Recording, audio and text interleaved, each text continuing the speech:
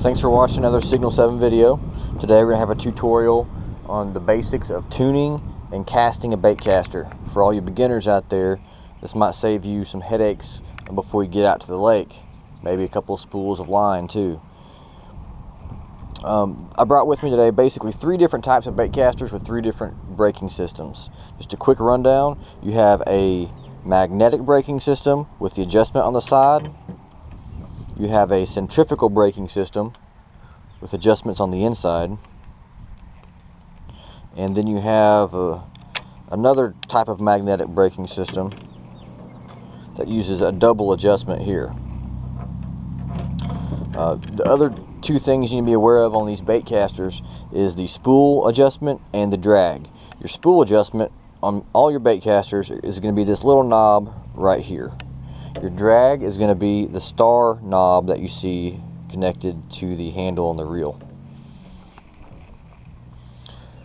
The main thing that you need to know starting out on a bait caster is go ahead and set your brakes at a very high level. If you don't, you're going to end up cussing all day long. So go ahead and crank your brake down to, if not max, put it on near max. Second is you have to tune the spool to the weight of the bait.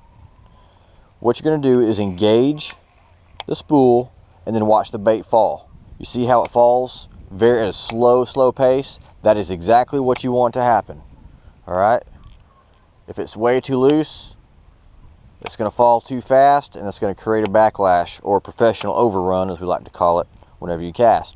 If you have your spool set too tight, your bait's not going to move at all. To get a good balance, adjust until it barely falls, just like that. Every time you change your bait, adjust your spool. Also check your drag system. Whenever your handle's engaged, take your line and pull it out. You see how there's not very much there? I turn my drag down.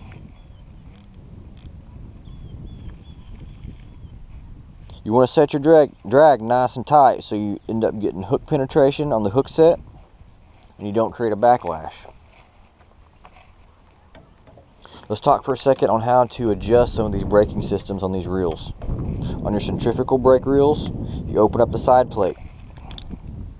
It has these little pins with these little doodads. I'm not sure what they call them, but it doesn't matter. You know what a doodad is. When they're pushed down, they are not engaged. When they are pulled out, they are engaged. I recommend starting out, go ahead and engage 4 of them, and you want them to go opposite of each other. So engage one here, one here, one here, and one here.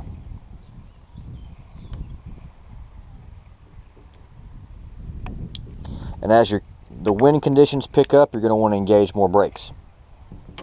On your dual braking system, my outer brake, as you can see on this one, is set right in the middle, as well as my center brake here.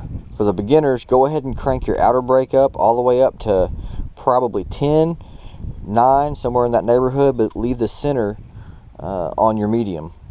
Again, the spool speed is exactly the same in all the reels. On this Abu Garcia, most of them have a magnetic braking system on the outside. And it'll show max, minimum. Again, go as close as you can to max, maybe a few clicks off of it. So now that you've tuned your bait caster using the brakes, the spool speed, and the drag, now you're going to learn and practice how to cast. A couple of key things on casting is once you engage the spool by pushing the button, your thumb needs to stay on the spool. You're going to leave a little bit of slack in your line between the line and the bait so there's no hang-ups. You're going to cast out, and as soon as the bait hits the water, you put your thumb on the spool to stop it. If you don't, the spool's going to keep spinning and it's going to create a professional overrun or backlash. If you don't stop the bait with the spool with your thumb, that's what happens. You get a backlash. You must stop the spool with your thumb as the bait hits the water.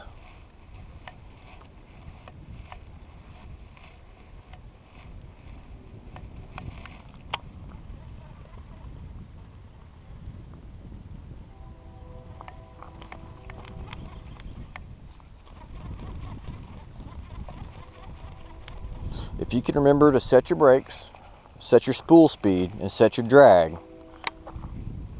and you can remember to put your thumb on the spool before you cast and as the bait hits the water, the only other thing you need to remember is to not cast too hard. Let the tool do the work. Let the reel work for you. If you cast too hard, you're going to get a backlash every time, because the tip of that rod is moving faster than the spool and the reel, and it's just going to create that overrun.